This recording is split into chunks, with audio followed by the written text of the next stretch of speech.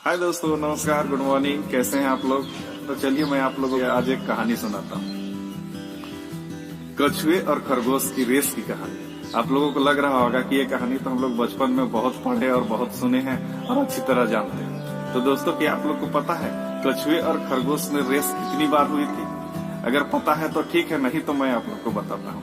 कछुए और खरगोश में पूरे 4 रेस हुई थी दोस्तों। तो आइए मैं ये कछुए और खरगोश की चारों रेस की कहानियां सुनाता हूँ। पहला रेस में दोस्तों कि जैसा हम लोग जानते हैं कि खरगोश को घमंड होता है अपने ऊपर कि मैं बहुत तेज हूँ, बहुत फुर्तीला हूँ।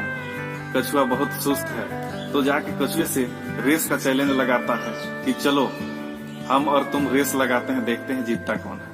कछुआ भी हिम्मत नहीं हारता है, वो चैलेंज स्वीकार कर लेता है कि ठीक है, मैं रेस लगाने के लिए तैयार हूँ। जगह तय होता है, दोनों रेस लगाना शुरू करते हैं और कछुआ अपने स्पीड से चलता जाता है, खरगोश अपने स्पीड से चलता जाता है। खरगोश तेज दौड़ने के कारण आगे जाकर के एक पेड़ मिलता है, पेड़ के पास खड़ा होकर के पीछे मुड़ के देखता है तो कछुआ बहुत पीछे होता है। खरगोश सोचता है कि और एक झटका में तो मैं मंजिल पहुंच जाऊंगा, क्यों ना थोड़ा सा आराम कर लूं, कछुआ तो अभी बहुत पीछे है, उसको आने में टाइम लगेगा। खरगोश सो जाता है और कछुआ निरंतर चलता जाता है। कछुआ मंजिल तक पहुंच जाता है और इस तरह से कछुआ रेस जीत जाता है। तो दोस्तों, ये हुई खरगोश और कछुए की पहली रेस की कहानी, जो हम लोग बहुत सुने हैं और बहुत पढ़े हैं, बहुत जानते हैं। इस कहानी से हम लोग को शिक्षा मिलता है कि कभी भी हिम्मत नहीं हारना चाहिए, प्रयास करना चाहिए।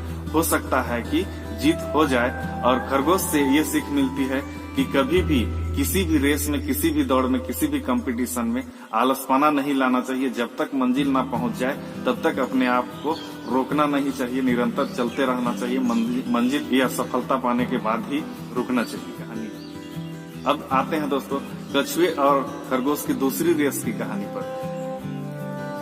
पहले रेस में जब खरगोश रेस हार जाता है तो खरगोश को और घमंड होता है कि मैं इतना फुर्तीला और स्पीड दौड़ने वाला कछुआ से हार गया, मैं रेस फिर लगाऊंगा।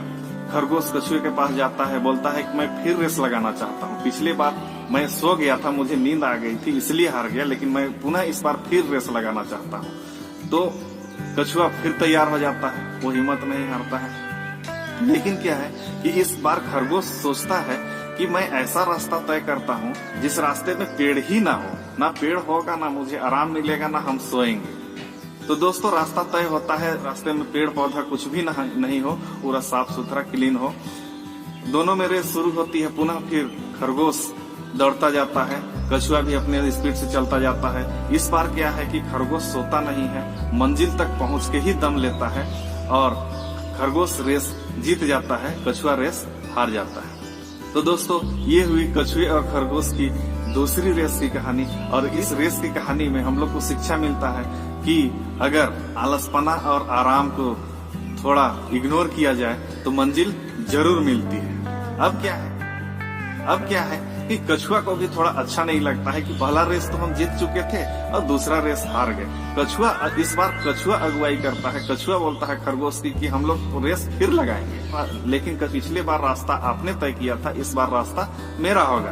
खरगोश तैयार हो जाता है कि ठीक है, वो तो एक बार मैं गलती से हार गया था, अब तो जीतना ही जीतना है, दोबारा वो गलती नहीं होगा।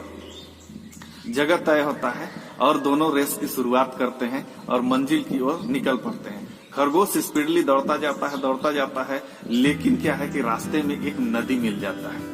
कछुआ यहाँ पे दिमाग लगाए हुए रहता है, पहले एक नदी मिल जाता है। अब नदी के किनारे पे पहुंच के खरगोश सोचने लगता है कि अब क्या किया जाए। तब कछुआ क्या है, धीरे धीरे चलता जाता है। जब नदी पे पहुंचता है, तैर करके पार हो जाता है और मंजिल पहुंच जाता है और खरगोश रेस हार जाता है। ये हुई दोस्तों खरगोश और कछुए की तीसरी कहानी। इस कहानी से हम लोग को सीख मिलता है कि थोड़ा टेक्निक और थोड़ा दिमाग लगाया जाए तो रेस को जीता जा सकता है। अब क्या है दोस्तों कि इस कहानी में पहला रेस में कछुआ रेस जीत गया, दूसरी रेस में खरगोश रेस जीत गया, अब तीसरी रेस में पुनः फिर खरगोश हार गया। तो दोस्तों, फिर अब सोचता है कि मेरे जैसे तेज चलने वाले से भी कछुआ दिमाग लगा करके जीत गया, तो ऐसा क्यों ना है कि उनके पास दिमाग है और मेरे पास तेज दौड़ने की शक्ति है। क्यों ना दोनों मिल के कंपटीशन किया जाए और बड़े से बड़े रेस जीता जाए।